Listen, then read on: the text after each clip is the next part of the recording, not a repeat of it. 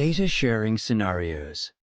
In the data controllers and data processors video, we differentiated the roles of the data controller from the data processor, while in another video we introduced the 4 different types of data disclosure agreements. In this video, we will explore sample scenarios that portray the nature of the relationship between a humanitarian organization and other party or parties involved in data processing. When Aid First, a humanitarian organization, engages a local NGO to deliver assistance, it determines the nature and scope of the program and makes decisions on the what, the why, and the how of data processing. On the other hand, the local NGO processes data considering data security, confidentiality, data subject rights, and other data protection compliance obligations. Which organization acts as the data controller in this situation?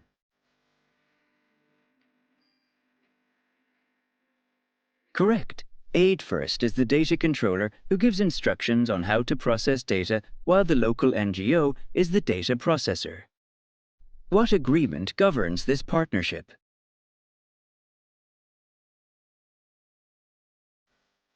Correct. The data processing agreement is a legally binding document between a data controller and a data processor. The data processing agreement also applies when the humanitarian organization outsources data processing to third-party service providers, such as an email client, a cloud storage service, or website analytics software. Consultants developing and providing support on software solutions that are used to process personal data. External human resource management systems. Money transfer agencies. Collecting project participant registration data on behalf of others. Other partnerships. Aid First, as a member of a consortium, shares data with other consortium members. This sharing of data does not involve one party processing the other party's data on its behalf. Who are the data processors in this setup?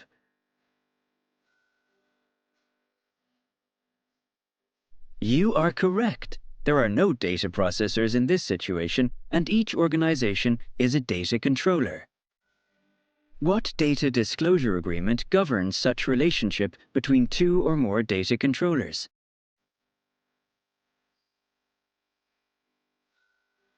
Correct. The data sharing agreement clarifies the rights and obligations of each party who remains a separate and independent data controller responsible for its own data processing activities.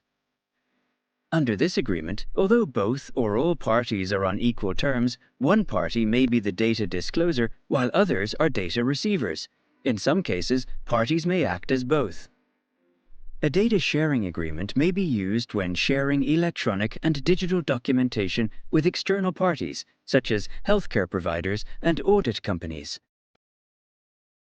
Aid First was recently engaged by a donor to process data following the donor's instructions. According to the data processing agreement, Aid First may engage a sub-processor to meet its data processing obligations. Being the lead consortium partner, Aid First would like to engage with other consortium members as implementation partners, and thereby sub-processors. What processing agreement should Aid First execute with the other consortium members?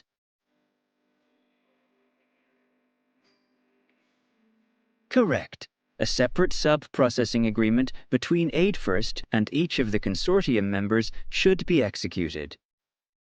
These scenarios helped us better understand the different roles an organization may play in partnerships that involve data processing and what agreements are used to safeguard data subject rights. Remember, there is nothing inherently wrong with sharing people's personal data with third parties.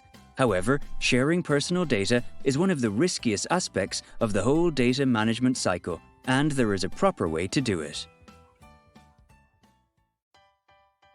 Overview of data subject rights. At the heart of data protection is the data subject and his or her rights. In a humanitarian crisis, the risk of endangering these rights is higher due to the volatility of such situations and the resulting vulnerability of affected individuals. Beyond compliance to data protection laws, the preservation of human dignity is an inherent imperative when processing data for humanitarian response. It must be ensured that data subjects have full control about how their personal data is used and managed by organizations, and that their rights are exercised and respected. First, each data subject should be able to easily access his or her personal data at reasonable intervals. He or she should be aware of the purpose and the manner of processing and be able to verify the lawfulness of processing. This is known as the right to access. In exercise of his rights, a data subject may submit a Data Subject Access Request, DSAR, verbally or in writing, to obtain any information about the personal data any organization holds about them. Organizations must respond to such requests within 30 calendar days of receipt and follow applicable internal procedures. In the event of inaccuracies pertaining to his or her personal data, data subject shall have the right to rectification without undue delay. This ensures that the data collected and processed is accurate, complete, and current. When the collected personal data is no longer necessary for the intended processing activity, a data subject may exercise the right to erasure or the right to be forgotten. This also applies to instances wherein consent has been withdrawn or processing is not in compliance with this regulation. A data subject has the right to restrict processing of his or her personal data should there be a question on the accuracy or the lawfulness of processing. The right to data portability means that a data subject should be allowed to receive his or her personal data previously provided to a controller in a structured, commonly used, machine-readable, and interoperable format, and to transmit it to another controller. A data subject is entitled to the right to object to the processing of any personal data relating to his or her situation. Lastly, a data subject shall have the right not to be subject to a decision based solely on automated processing, including profiling, which has legal or any significant effects to the individual.